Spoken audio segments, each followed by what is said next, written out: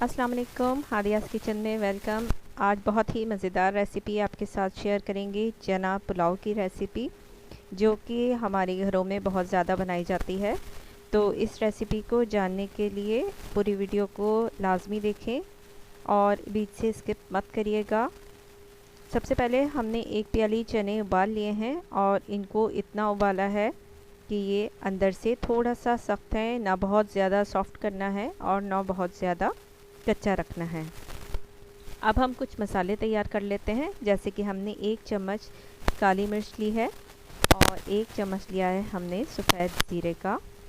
अब हमने इसके अंदर डाल देना है बाकी सामान, जैसे कि हमने ये दालचीनी का टुकड़ा इसके अंदर डाला है और अब हम डालेंगे इसमें बड़ी इलायची और इन सब चीज़ों को हम ग्राइंड करेंगे, लेकिन सिर्फ इतना कि ये मसाला बहुत बारीक ना हो, थोड़ा मोटा मोटा ग्राइंड हो जाए, जैसा कि बाहर देख के पुलाव आप खाते हैं उसमें पता चलता है।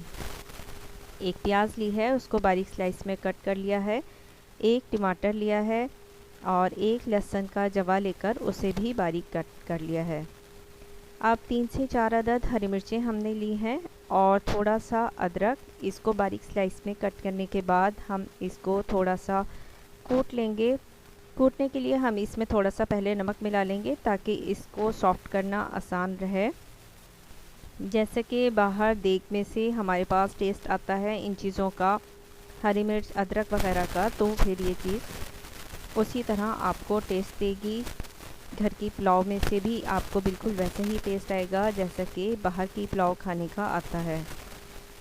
इसके लिए अब हमने इन दोनों चीज़ों को कूट कर अलहदा निकाल लिया है और अब हमने इधर ली है 1 प्याली दही और इस दही में हम शामिल करेंगे सुर्ख मिर्च पाउडर 1 खाने का चम्मच और नमक डालेंगे 1 खाने का चम्मच। नमक आपने चावलों में खुद एडजस्ट करना है, जिस हिसाब से भी आपको चावल पे पता है कि चावलों के साथ पानी में थोड़ा सा नमक तेज़ रखकर फिर उसको पकाते हैं। अब हम तैयारी की तरफ आते हैं और हम तैयार करेंगे। अब इस एक पतीली में हमने डालना है ऑयल और थोड़ा सा ऑयल हम इसमें डालेंगे, आधी प्याली से भी कम, और उसके बाद हमने इसमें डाली है प्याज और अब हम इस प्याज को फ्राई करने के लिए रख देंगे। जैसे ही ये प्याज थोड़ा सा फ्राई होना शुरू हो जाएगी तो हम इसमें बाकी के मसाले शामिल करना शुरू करेंगे। अब ये प्याज थोड़ा थोड़ा फ्राई होने लगी है। जब ये बहुत ज़्यादा ब्राउन होने से पहले ही हम इसमें बाकी के मसाले शामिल करेंगे।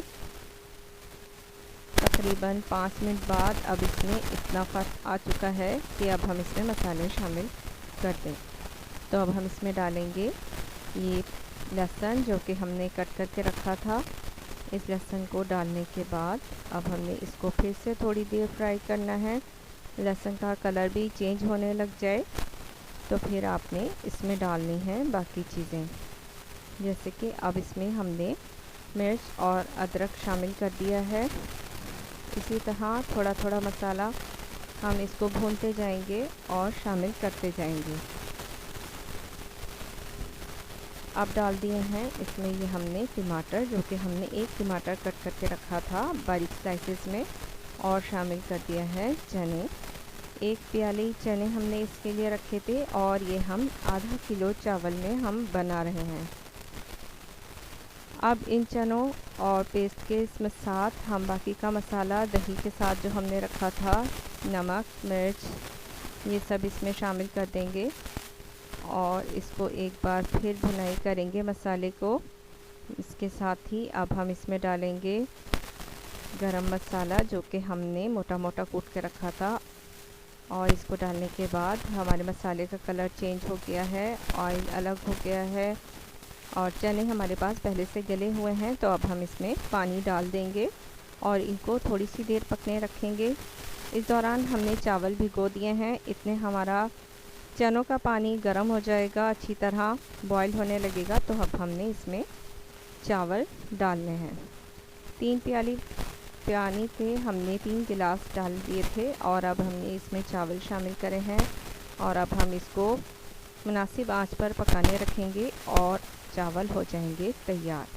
ये लीजिए, मज़ेदार चना पुलाव तैयार हो गई है। अब इसमें कुछ भी करने की ज़रूरत नहीं है। नोश करें, चैनल को सब्सक्राइब करें और शेयर करना मत भूलें। कमेंट करके भी बताया करें कि आपको रेसिपी कैसी लगी। बाकी चैनल की रेसिपीज़ भी देखते रहा करें।